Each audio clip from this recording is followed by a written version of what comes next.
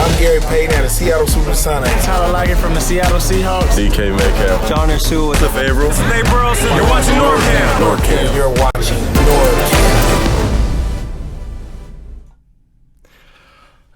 What's up, everybody? This is NorbCam coming at you here on this Thursday leading up to the divisional playoffs. It's going to be one of the biggest weekends ever. We're talking divisional rivalry game, Seahawks-Packers, Lambeau Field, probably snowy conditions, two storied teams going at each other. The history goes such a long way back, and there's so many interesting angles to talk about with this game. And so I thought, it'd be fun to do. I've had a lot of Seahawks guests on here, but it's been a while since I've had somebody from the other side. And I thought we need to see get some behind enemy lines information here and find out what's it like in Packer Nation. What better to get that insight from somebody who does an awesome job on YouTube. A Packer fan, diehard Packer fan. He's got his Packcast. This is Tom Grossi, Packers YouTuber. You can look him up at Tom Grossi Comedy. Ladies and gentlemen, 12s out there, welcome to the show, Tom Grossi. Thank you so much for having me, Norb. I couldn't be more excited as the anticipation for this matchup this Sunday continues to grow and make parts of my body very hard. I must say the same thing. I'm certain parts harder than others, apparently. But this is if you're not up for this game, something's wrong with you, because this is about the most exciting matchup I think they got going in this entire NFL divisional playoffs weekend, and to finish it off with the final game on Sunday, the late game, Seahawks at Packers. So before we get into the X's and O's, Tom, real quick, tell everybody, because they may not be familiar with your channel. I've had the chance to kind of collaborate with you way back in the beginning, because we kind of started around the same time, around that very memorable game that I'm sure you'd like to forget, but I always love to remember. But that's around the time when that NFC Championship game back in 2014 season. That's around the time that you got your thing going, but you've grown a lot since. So tell everybody real quick, what is your YouTube channel about, and what can they expect to see when they log on to your YouTube channel? Yeah, I mean, it started off, like you said, after the 2014 NFC Championship game, and it didn't even start off as a podcast. I just made like a dumbass reaction video post-game, kind of just like poking fun at the epic collapse that the Green Bay Packers endured in 2014, because comedy was my best medicine, because I couldn't afford a therapist at that time. And so what wound up happening was I posted the video, got like 65,000 views, and I had Packers fans all over were like, "Thank you so much, Tom. You made me feel so much better." And, it brought me off the ledge. And I was like, "Hey, maybe I should do a podcast, because no one's ever done that ever," he said sarcastically. And so I started with, and it was just plain old audio for about 2.5 years. And we just brought on guests every single week from the opposing team just to hype up, the matchup that was going to be played on Sunday or Monday, whenever the game was. And then over time, I just started putting random stuff on YouTube. And now for the past 2 years, we've gone, full scale on YouTube, and it's just kind of been blowing up from there. And now we're doing, 5 episodes a week during the season at minimum. We're streaming basically every single game of the playoffs. And it's kind of just turned into, it's still obviously Packers oriented, if you couldn't tell by all the Packers paraphernalia around me. But it's been a little bit more overreaching. We do a lot of NFL stuff as well. So all are welcome in this place. All right. Well, it's not hard to see your Packer fandom there, and I got to mention there. Maybe I got to ask, is this the high point? But there was a point when one of the Packers games on a Sunday Night Football game, they featured you in a nice segment, a little comedy sketch segment before the game. I looked at that. I was like, man, that's awesome. So what was that like? And was that like the high point for you at a YouTube standpoint? Yeah, that I knew at that point, I was like, wow, so this is what peaking feels like. And I knew I would never, ever get to that point again. No, that was just a crazy amount of just circumstances coming together. And it really came down to a random NBC producer found my channel and was like, this guy has a funny face. Let's go get him. And he came up with a rough idea of a sketch. And then I kind of just ran with it and did the entire thing was basically improv at that point. But NBC came to my house, they recorded, and yeah, that was like one of those moments that like I remember sitting down here watching it while I was live streaming, and it was just one of those like crazy events that, you know, I will not soon forget. But to say that it's the high point, there's things that are coming up that may be a little bit higher than that, but that was definitely up there. A nice segue to the ramifications of this game right here. But let's get into it. Just as a note to everybody, I see that people are blowing up the chat, and we will try to get to some of your questions if we can. There's a lot of them flying by. If you can always do a super chat, and you'll stand out, we'll probably get a little bit more notice on that one. But we aren't doing calls today. We're going to keep the show.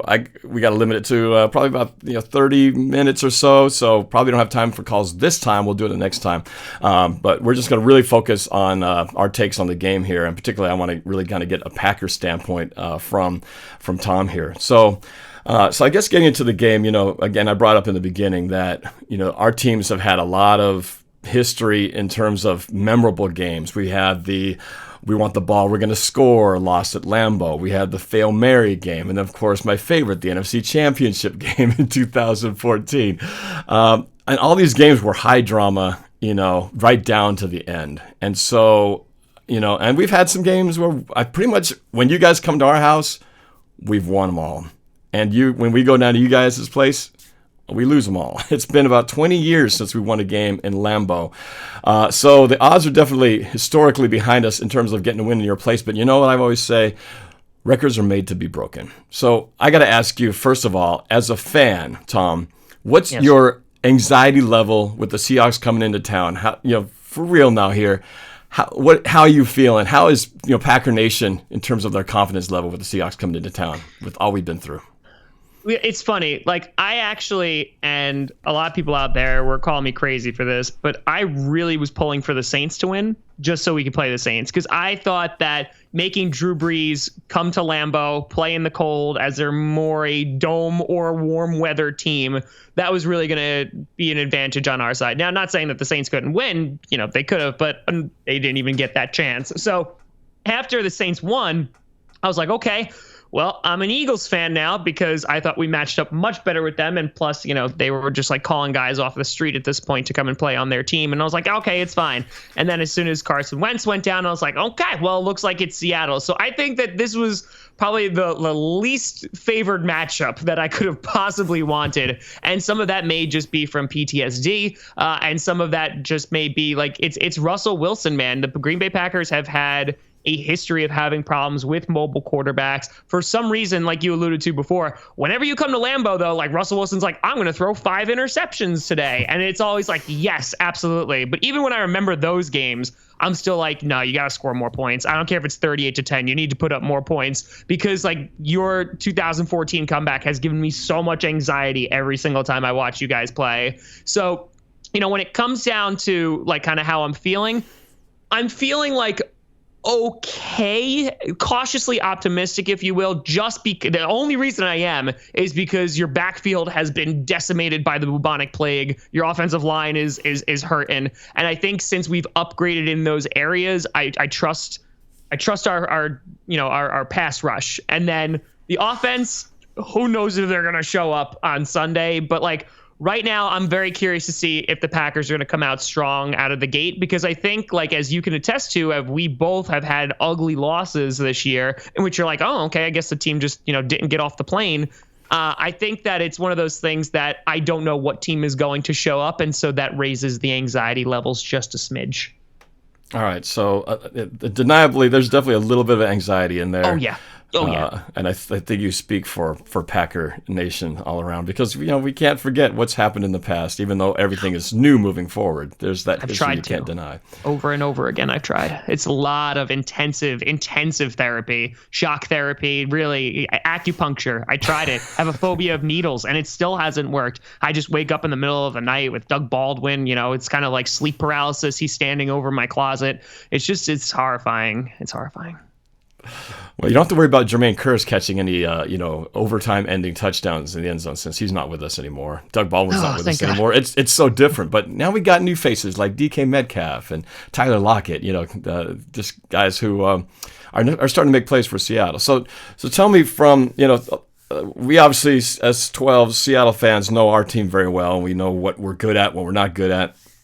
Tell me a little bit about the Packers. Give me some inside information. What are the strengths? What are the Packers really good at, and what are some of the weaknesses? I have a feeling like that this part of the interview is just going to be like transmitted directly to Pete Carroll, and it's going to be like, here you go, bud. Like, I got you. I got this random Packer fans. Give us everything.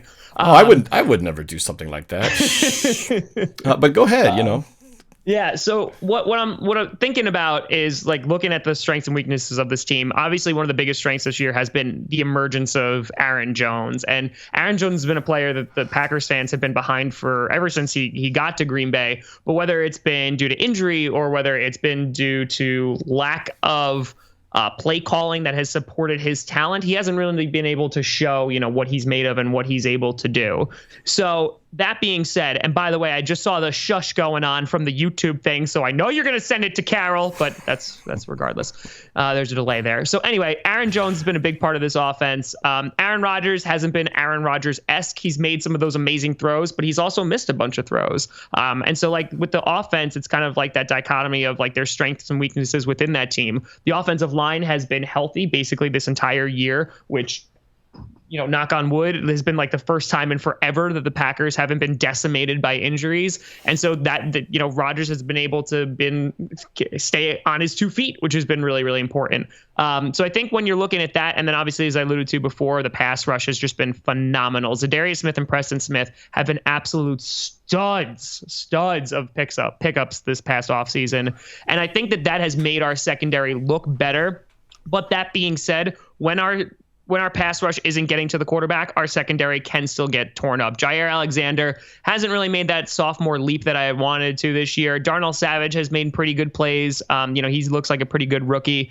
But, you still have Tramon Williams back, who has been playing very well for what I expected of him. But that secondary definitely can be taken advantage of, especially when you start throwing all over them and we can't get any pressure on the quarterback. So that's one of my biggest concerns when it comes to Russell Wilson, because he has the ability to extend those plays and dodge all the pass rushers. And so because of that, it could lead to some trouble. A lot of what you said sounds a lot like our Seahawks team. You've got similar quarterbacks. Both have won a Super Bowl. Both make magic happen when they escape the pocket. I think the one thing that you have, it seems to be more consistent than Seattle right now, is we were hoping to have that tandem of pass rushers, and it just hasn't quite been there. Clowney has had some amazing games, particularly against the 49ers, but it hasn't been consistent. He's been dealing with this hernia core injury, they keep calling it, and I believe he's playing, and he's got to bring it like it's the last game he's going to be playing for Seattle, because it could be. But I think the key, it's always the key down the stretch in the playoffs, is you got to get pressure on the quarterback. And it scares me, the fact that you've got pressure coming in, because our line, you mentioned our running back crew being decimated. Our line, that's a whole nother question mark as to what kind of line's going out there. We've got our center's been gone for a while now. Our left guard is questionable. Our left tackle, Dwayne Brown, is questionable, and that's the entire left side of the line and then some. So we managed to make it through against the Eagles last week, but that was the Eagles who had their injuries of their own. So it'll be interesting to see if how Seattle's able to run against your guys' defense, because I think if we can have some success in the run game and not have to rely on throwing the ball exclusively, I think that's going to be key towards getting at least a balanced offense. And if we're balanced, we can be tough to beat. But once we become one-dimensional, it can be pretty challenging. So what scares you the most of, I guess you described what your strengths and weaknesses are. What do you perceive as Seattle's? And I'll tell you if you're right or wrong. Yeah, weakness, I think the glaring weakness right now is your offensive line. I mean, I just saw like an injury report out like today on Twitter, and I was just like, oof, Okay, like that's like there's so many questionable like players at this point, and you're already dealing with guys that are not your first string. So I think that that's going to be one of the major keys of this game, and you saw in the Eagles game, like Fletcher Cox was able to kind of like do whatever he wanted to with that line. And I think when it comes to the weaknesses, that's the one that stands out glaringly. I think that their run game obviously is not as potent as it was with Chris Carson. You had Penny going back there as well, but with Marshawn Lynch, this is his third game back. They say third time's the charm, unfortunately, but like you could see that he was getting more comfortable in that role, last week. And then, Homer's been pretty darn good for you guys too. I mean, like he was super great. I thought it was elusive and as hell and was making plays against the 49ers. And so I think that, if you're able to get that running game going, it could be problematic, but considering it's not your first string guys, we may be able to shore that up. I mean, we shut down Ezekiel Elliott. No one thought we could do that, including myself. So there's always potential on what defense decides to show up. But then, of course, I mean, I think your biggest strength is always going to be Russell Wilson. I think it's just that unknown. I mean, whether you're talking about Colin Kaepernick, whether you're talking about RG3, I'm like the Packers have a legitimate history of not being able to contain quarterbacks, and I think that is arguably your biggest strength. And then when it comes to your secondary, I feel like that has been going either way this season. There's games where you're like, hey, we show up. And then there's other games where it's like, we're just going to let you blow by us. So I think that will allow some big plays to develop. I just don't know if the Packers are going to be able to take advantage of those weaknesses because we really haven't had a dominant passing attack all season. So tell me about that passing attack because, Aaron Rodgers, arguably probably going to be a first ballot Hall of Famer when his time comes. And I'm sure that he's getting up there, but he's still got plenty of good football left. But tell me a little bit about why has that passing game not been as potent? Is it Aaron Rodgers? Is it the offensive play calling? Is it the weapons around him? Why has it not been the Aaron Rodgers show and more of the the other Aaron kind of leading the way? All of the above. I literally was about to hit on every single one of those points. Yeah, I think it's literally a mix of all three. I think if you were to tell Packers fans at the beginning of the season that with a brand new head coach after the anemic offense that you put on display last year and the year prior, but Rodgers was hurt, so I'm not counting that. So like last year, and to tell us that we are 13-3, we got the number 2 seed with a brand new head coach, new offensive coordinator, new weapons, and all this stuff, but still a developing wide receiver core, anybody would have taken that. Be like, yeah, absolutely, I will totally take that. Because I thought we were going to be going through a lot of these kind of like speed bumps and these growing pains throughout the season, especially on offense.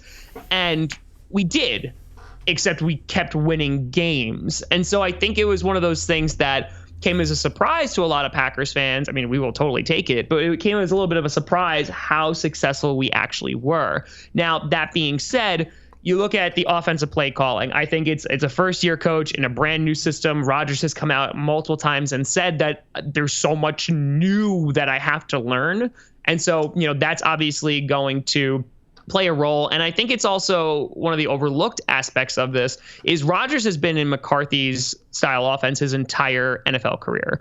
And I think that they kind of fall back on that, like when LaFleur's play calling or whatever is not working, that's what they rely upon. And I think that you see that every now and then, like, whether he's audibling out of stuff, you see like some McCarthy-esque play calling and you're like, there it is again. So I think it's a mix of a couple different things. I think it's one, the play calling, and it's brand new, and I think that's just going to get better with time, even though, like you said, Aaron Rodgers, going on to the next point, is getting older. So he is still sometimes making miraculous throws. But at the same time, he's not making all of the miraculous throws. He is missing targets every now and then. He missed Aaron Jones for like a huge touchdown in Detroit. He didn't really do that great in Detroit and Minnesota. He made some amazing ones, but it really wasn't consistent. So I think there is an age factor associated with that. And then finally, you don't really have a great wide receiver core around him, right? So you have Devontae Adams, who's the obvious number one. So he's a big part of it. Aaron Jones has been like our second most successful receiver this year, who's our running back, which is great. It shows that, he's kind of like that Swiss Army knife of a player, which is awesome, is what you want to see. But it's kind of also a bad look on our other wide receivers. And so like you have Alan Lazard, who's undrafted, came off the practice squad, was originally cut, then brought back on the practice squad, then has made the team and now has become like our number 2 receiver. You have MVS, who is not doing well. It poses a little bit of a deep threat, but has been dropping balls, has been inconsistent, and hasn't been really good. EQ has been hurt the entire year. And then Geronimo Allison has been beyond disappointing for me. And really, he got hurt last year, and before that, he was making amazing catches. He was putting up great stats, and then he got hurt, and I was like, all right, he's going to come back, and he's going to kill it this year because he's been around Rodgers a little bit longer, and it just didn't happen. And so I think that, and plus we have the highest paid tight end in the league, which is Jimmy Graham, which you can only imagine how I feel about that. So how do you feel about that? Not good, Norb, not good. When you have guys like George Kittle and you have Travis Kelce, and the fact that Graham is making more than them, you're like, something's wrong with this. So, Graham, obviously we took a big risk out in free agency trying to go out and get him, and it just didn't pan out, and that's the danger of free agency. So, I think that's what it comes down to, is that I think it's a mix of all three of what you said that has kind of hindered the offense this year. So finish this sentence. The Packers will win this game against the Seahawks if they cause turnovers. I think that's what it's going to come down to. I think that this might be such a low scoring game that I think it's just going to be of whoever's able to take advantage of turnovers. I really think that's going to be it. Turnover battle will be probably the key. I agree with you, because if the conditions are the way they're expecting it to be, can't expect a lot of points to be. Can't be a very high scoring game. And it could be that one play that turns, it might be back and forth, but the one team that gets that one loose ball, gets that sack fumble, or just pops out of the running back's hands in the other side of the field, and all of a sudden someone's got a short field to work with, could be the one thing that decides the end of the game. So, yeah, it's going to be, I'm sure, a very nerve-wracking, a very stressful, heart-pounding, aggravating game. If it's anything like a typical Seahawks game, we're going to be chewing our nails to the studs, just right off the bat. I expect we're going to, as you usually do, start slow, probably go 3 and out in our first possession, and then be behind at least 3-0 or 7-0 to start the game. And then, get to like the second half, and that's where things will start getting interesting. But hopefully, as long as we can keep things close, I feel like that's been the key to Seattle, is just not letting games get out of hand. And if we can just keep things where we're right in there, then there's that good chance that we can finish it in the fourth quarter. What's the one thing that drives me nuts about Pete Carroll? He has this mantra, can you win the game in the first quarter? No. Can you win the game in the second quarter? No, blah, blah, blah. Can you win the game in the fourth quarter? Yeah! Well, the reality is sometimes you can win the game in the first quarter, because if you score 4 touchdowns and you're up 28-0, they may not be able to win the second, third, or fourth quarter. But I think they almost take that to heart. Like, let's just not even really try in the first quarter. Let's kind of wait around in the second quarter. Let's just play possum the entire game. And then let's just win it all in the fourth quarter. It drives me nuts, man. What's the one thing that drives you nuts about your Packers team this year? I mean, one of the biggest things is just missed opportunities, man. Like, they've had so many opportunities to put points on the board and have just completely failed to do so. And like, and you know what? It's funny, like, that you say about like starting slow. You look at the Detroit game and you're like, what are you doing? Like, what are you doing? Like, it's literally, you allow these teams to get so far ahead. You're so out of sync. And then when they're like, all right, we're going to play like prevent defense, you're like, haha, got them right where they want them. Like, we did not lead the Lions for a second this year, and we won both games. That's a problem. I'm really happy we won, guys, but it's the Lions that we're talking about here. And I know divisional rivals and stuff, but it's the Lions. And the fact that you can't be leading them for a second this season, oh, God, you're just like asking for just like aneurysms everywhere.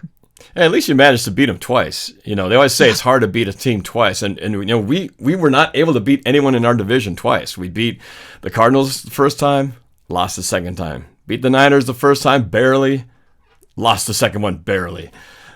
Beat the Rams the first time, barely. Got our ass kicked by the Rams the second time. So it's been a rough. And the NFC West is a good division. Maybe becoming one of the best divisions in football at this point. I was happy to see the Rams go away because they've been like just they're that team that can always get us. But I think one of the teams we've struggled, or the types of teams we've struggled against, are the 49ers and the Rams. Particularly, they do so much of this very innovative backfield motion, a lot of misdirection, a lot of jet sweeps. So you don't just have this sort of straightforward kind of offense. It's a lot of, you keep the linebackers and the defensive ends guessing. Do I crash in to try to get the run, or oops, there he goes. Forgot to stay back. And describe a little bit about the Packers play calling. How would you characterize the style of offense that you guys run right now? Yeah, it's like this weird hybrid that's going on because, like, in the beginning of the season, LaFleur, because LaFleur was with McVay for a bit, and he was talking about utilizing a lot of pre-snap motions and getting receivers, like, in different areas and utilizing a bunch of different guys all pre-snap. And I feel like as the season's gone on, you've seen a little bit less of that. And I don't know if that's just because they weren't finding success. I don't know if, players were just uncomfortable and not being in the right spots. But I feel like, I don't want to say it's simplistic, because I want to say it's better than the complacency that it got at the end of McCarthy's era. But I think that, the Packers offense right now is in a weird place because they don't have a full identity. Because you asked me last year, and then since 2011, the identity of this team is really simple. It's Aaron Rodgers. And that's it. Like, that's the only answer for there, that he has gone out and the entire game depends on him. And so now that we have a little bit of a better defense, and we're kind of like the bend don't break defense at this point, with an every now and again good pass rush, I think it's a matter of, the Packers offense just has yet to develop like who they are. Sometimes we use a whole lot of Aaron Jones and we win football games. Sometimes we never utilize him in a game, and because of that, it's super duper close, or we lose football games. So I think it's just a matter of trying to find that balance on offense. And I don't think that's going to get fixed, in the next few days. So I think the Packers, really just need to figure out what works for them and stick with it. And I think that there'll definitely be some addressing of what's going on in the offense during the offseason. How's the home field advantage there? I mean, Lambeau just has that mystique, the history of it. But what is your home field advantage like this year? Because for us, this has been one of the worst home fields we've had in a long time. We were basically 500 at home, and we were 8-1 on the road.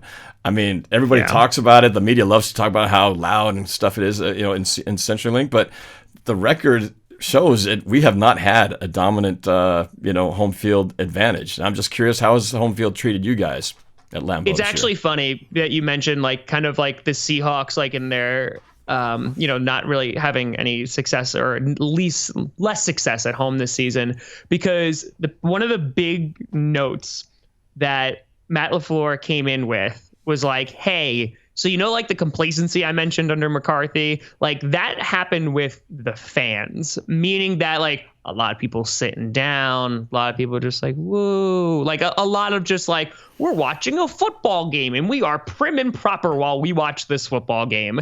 And this season, it has been blowing up.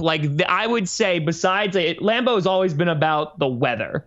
Right. The weather has been the divide, the factor, the home field advantage. But now I would actually say that the fans are really part of that home field advantage. And I think it's one of the tougher places to play in the NFL. And that's even if you're ignoring the weather, just because of kind of this rejuvenation of the fan base actually attending home games. And, obviously we weren't successful for 2 years. And now that we are, that helps. But I think it's really hats off to Mark Murphy and Matt LaFleur and Brian Gutekunst to really kind of make Lambeau a true home field advantage that implements the crowd. Have you ever been to Lambeau? Oh, many times, yes. When's the last time you were at a game, and what was it like?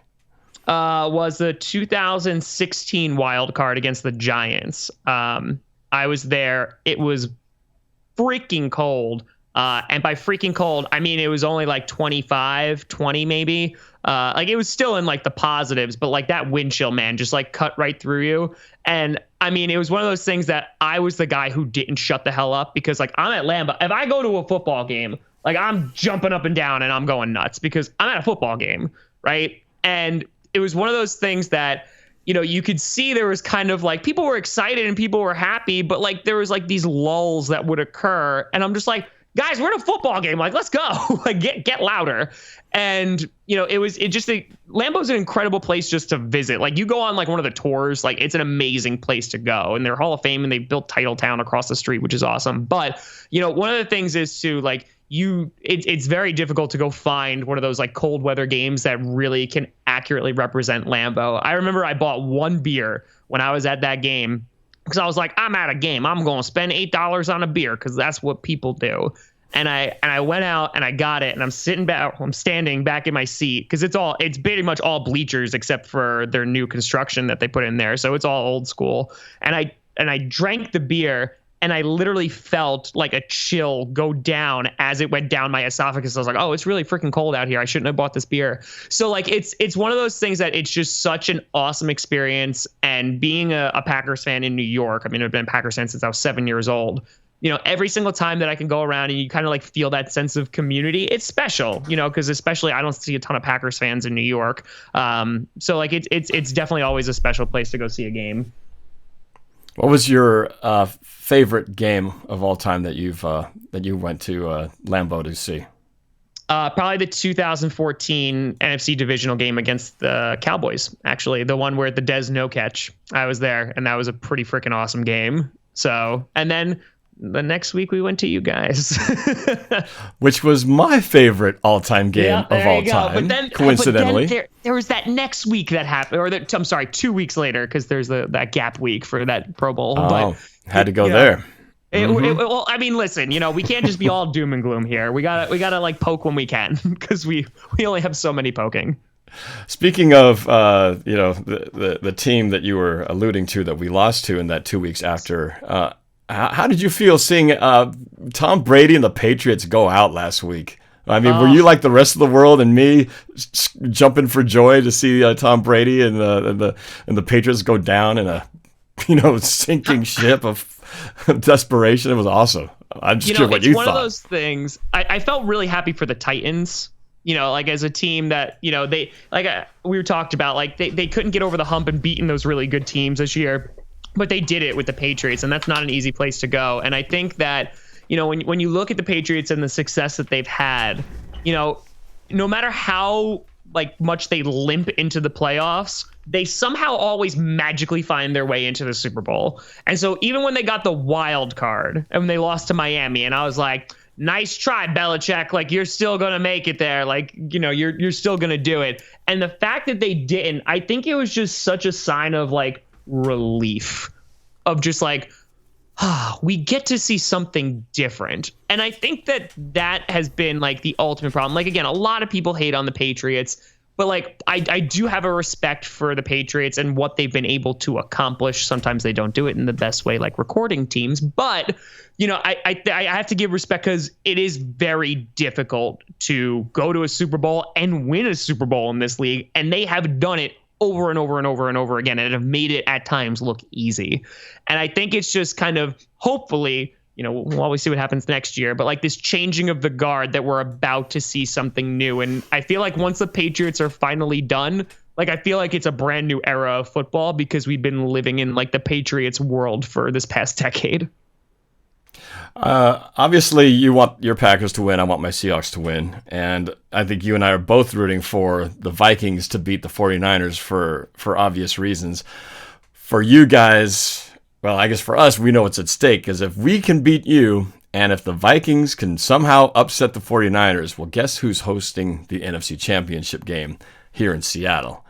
I don't think that's ever happened before, but you know, there's a first time for everything. But I'm curious. So let's say if the Packers were to, you know, to advance, I guess I think it's pretty obvious you would rather face the Vikings than the 49ers. That goes without saying. But I guess let's kind of look to the other side. We don't talk much about the AFC.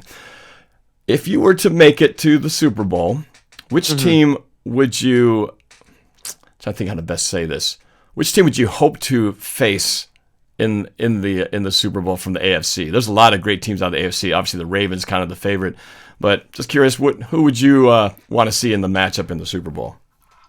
Yeah, I mean, there's the team that obviously I think that we can beat. I think the team that we match up the best against is the Texans. But the team that I actually want to see and actually want to play against, if it's the Packers, is the Chiefs. I think that would be like a storybook. You go into your first Super Bowl, 100th season of the NFL, and it's the Packers and Chiefs again. And I think we were robbed of Mahomes and Rodgers earlier this season. I think that would make for a magical game, and I think it'd make for a really fun game. So I'd love to play the Chiefs. I mean, the Ravens, I think, would beat us just because I think the Ravens are the most balanced and best team in football. But yeah, it would definitely be the Chiefs. Yeah, I would love to see that too. I just think if we could manage to get to that game, I mean, it's hard to find a weakness in that Ravens team right now. Lamar Jackson is playing on a whole nother video game superhuman level, and I think the only thing that can stop Lamar Jackson is probably himself. He puts himself out there running so much that at some point you can't keep doing that forever and expect to not at some point take that one hit. I mean, again, I bring up that Carson Wentz and the whole controversy that people, Philadelphia fans, were all up in arms about.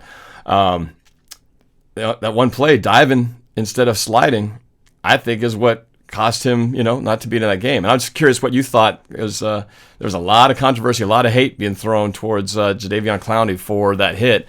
What did you think of that? Was it a dirty play or not?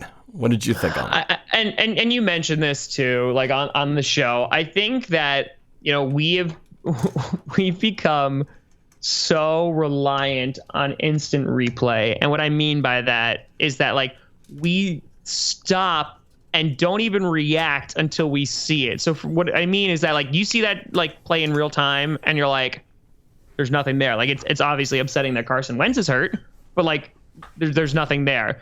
And then when the slow motion shows, then you're like, oh my God. And it's the end of the world. And you almost remove yourself from thinking this is a very fast, high impact game. And I think that's what happened. I don't think Jadeveon Clowney meant to injure anybody. It's one of the negative side effects. And you mentioned this too with Lamar Jackson. I've seen him take a ton of hits this season. And that's one of the things that worries me, that it's he's going to take the wrong hit, and the guy is going to be out for the season, or he's going to be hurt, and that's going to be the end of it. And I think that you made this a point about Russell Wilson, how he slides early and people could get upset, but it's the guy's trying to maintain his body. So I don't think it was a dirty hit. I think unfortunately in those cases it's football. There's some other players that have that reputation of attempting to hurt other players or playing a little bit more dirty. And I don't think, what I know about Clowney, that's him. Yeah. Well, and I agree too, because at the time the play happened, I don't think anybody really thought anything of it. It looked pretty benign. It looked like just, he dove and he kind of landed on top of him. But even right after that, he played for another 4 or 5 plays before he finally went to the sideline, and then they kind of checked him out. I think he got hit again later. Hit in the back or something like that. But that was more noticeable than the actual one that took him out of the game with the concussion. But again, that's the one thing that might stop Lamar Jackson. Just eventually, the odds are there's going to be that one weird hit that happens, and it's probably something that won't even look, again, like the Carson Wentz thing. It'll probably be something that doesn't even look like a big deal. He's just going to be running, and probably he might land funny, or he's going to twist in a weird way, and all of a sudden come up limping. And I'm not saying I want it to happen, because I love watching the guy, but it's just, when I was watching Wentz early the first time we played him, and I just see him diving and trying to get that extra yard, and I'm thinking, dude, you're playing with fire, man. You've been here before, and you took yourself out before the playoffs, diving before, and it kind of happened again. So, it's just one of those things that quarterbacks just need to take a page out of the Russell Wilson survival playbook, and he'll live to see another day, because the dude has played for 8 seasons now and not missed a snap, knock on wood, big time. But you don't do that by just being lucky. That's over a long time. So anyway, I guess, man, is there anything you want to ask me at this point? Because I feel like I have at least a much better knowledge of the Packers going into this, some things to look forward to as Sunday quickly approaches. Yeah, I'm kind of curious. So if you guys wind up winning in Lambeau, which sounds gross, but if you guys wind up beating us, obviously you guys would prefer to play the Vikings again. But considering all the injuries that you have, considering, everything, do you think, like, how confident are you that you would not only make the Super Bowl if you were get out of the NFC, but you could beat a Ravens team, a Chiefs team, etc.? Well, to me, we've been really lucky all season.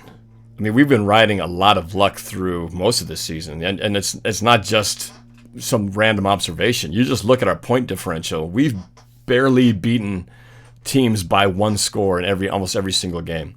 And and when you're doing it like that way, you're playing with fire, you're playing with luck. Sure. And we've had luck come our way. A field goal missed by 6 inches, saved us a couple times, and overtime a couple times. And so, but there's that saying, it's better to be lucky than good. And there's a really good Saints team that's sitting on the couch right now who I never thought would be out, and the Vikings and Seahawks still in. You know what I mean? Yeah. Because I thought Saints would be one of those teams going down to the final stretch, but that's what happened. That's what happens. And so right now I feel like Seattle and the Vikings are kind of the two dangerous teams right now because nobody expects anything from them. They're the 5 and 6 seed. They're kind of playing with house money. They're the team that's gone beyond what anybody expected at this point. They definitely didn't give the Vikings any chance. And Seattle, most of the critics I saw were giving the Eagles to win. Now going into Lambeau, I know how daunting that feels, and just the thought that I can't even really remember. We have never won as an NFC West team. We were an AFC team the last time with Coach Holmgren, coaching this team the last time we got a win there. But if we could do it and beat those odds again, all of a sudden I feel like this team then has that special pixie dust, that sort of magical something destiny kind of pulling into it. And then, whether we face the Vikings or the Niners, who we have beaten and almost beat the second time, I feel like anything could happen. So in a lot of ways, while I know the 49ers are probably the most stacked team in the NFC, in some ways I feel like getting past you guys is a tougher sense for me as a fan. Getting past the Packers in Lambeau is a bigger obstacle than beating the 49ers in Santa Clara, because we've done that before many times. Yeah. And once this year. We haven't done this in 21 years. Doggone it. And I'd like to see that change. Half the people watching this probably have never seen the Seahawks win in Lambeau Field. I mean, it's been that long. 20 years is a long time.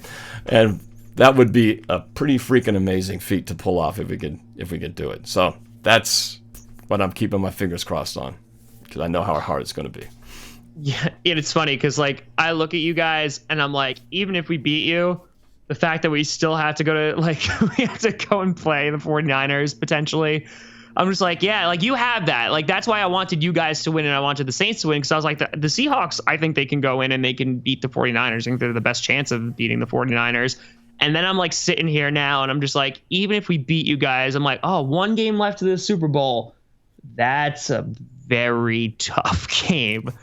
If that winds up being. And on top of that, I mean, like, yes, it would be at Lambeau, but you said it was hard to beat teams 2 times a year. I mean, like, we'd have to play the Vikings a 3rd time this year. And then that wouldn't be easy either. So regardless, if the Packers make it past this Sunday, it ain't we ain't in the home stretch yet, kids. Do I dare ask you if you have a score prediction for this game?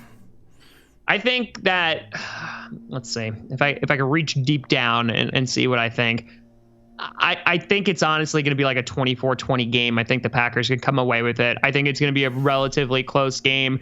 There's a part of me that thinks, even though I don't expect it, because, like, I thought the 49ers game was going to be a really close game, and I was very wrong about that. So there's a part of me that thinks it could be a blowout on either side. Like if Russell Wilson is just like destroying and that pass game is on, we're going to be in trouble. But I think that, the Packers playing at home, I think they should be able to tough it out. Like just real quick, like the 2011 season where we went 15-1 and we had to play the Giants in the divisional round. I had a really bad feeling about that game, and I thought we were going to lose that game just because I didn't think that we were a balanced team at all. I think we are a bit more of a balanced team, and I think what it's going to come down to is just what offense comes out. I think our defense will be fine. I think it's really just going to come down to how Aaron Rodgers and that offense functions. Well, my score is pretty close to yours. I'm thinking a 24-21 game. Hopefully Seahawks edging the Packers by that amount, and it's going to come down to a field goal, whether it's early on or at the end of the game. But kicking a field goal in the snow, with our it's been better lately, but our kicking game has been just as much heart attack inducing as the rest of our game has been. So anytime we line up for a field goal, I don't care if it's 30 yards, 40 yards. We got an easy one blocked last week against the Eagles. It could be a 15-yard field goal. I'm going to be nervous about every single one. So, every play is just going to be so on the edge. But, man, that's what makes this part of the year great. The fact that we get to be part of this is the Elite Eight, the Final Four of the NFC, but the Elite Eight of the 32 teams in the NFL. And we get to go at it and, last team standing gets to move forward. So, anyway, I don't want to take up too much more of your time, but I do appreciate you coming on, sharing a little Packer insight. But before you go, why don't you put one last little note out as far as where they can find you and maybe anything else coming up that fans may want to look for from Tom Grossi. Absolutely. And I appreciate you having me on. I appreciate you taking the time. Appreciate all the peeps in the chat. Absolutely. Someone said I was on ecstasy by how fast I was talking. And no, it's not ecstasy. It's meth. Anyway, you can always find me anywhere at Tom Grossi Comedy. That's YouTube, Instagram, Twitter, all that stuff. We've been putting out videos 5 days a week. We've been streaming every single playoff game. So come on those. Those are a whole lot of fun. Just check those out. And the fan reaction videos, which are the most popular thing on the channel, they are being rolled out. There'll be a new one tomorrow. So, thanks for watching. Appreciate it. And thanks for having me on, Norb. Appreciate it. You bet, man. Are you up for doing another video like this to talk about the game post-game after our match on Sunday? Listen, if we lose, I will have a lot more time in my schedule. So hit me up. I might just ignore you. But yeah, if we lose, just keep on being persistent and I'll eventually answer. All right. Well, you're on. We'll connect after the game. Someone's going to be happy and someone's not. We'll find out who that's going to be. And then the mood might be totally different depending on the willingness to do a video after the game is over. But at this point, we're both high on our teams, nervous as hell, but I expect a great game. It's going to be a great game and a fun game to watch on Sunday. All right. Well, thanks, Tom. I appreciate it. And to all of you guys, thanks for watching. Make sure you check out at Tom Grossi Comedy, YouTube, all the social medias. And for my side of things, at NorbCam, subscribe, hit that like button, and join me for my live stream. You can watch his too. But when I'm live streaming, you might want to come my way. Anyway, and then watch his later. All right, we will talk to you guys later. Thanks for watching, and go Hawks, baby.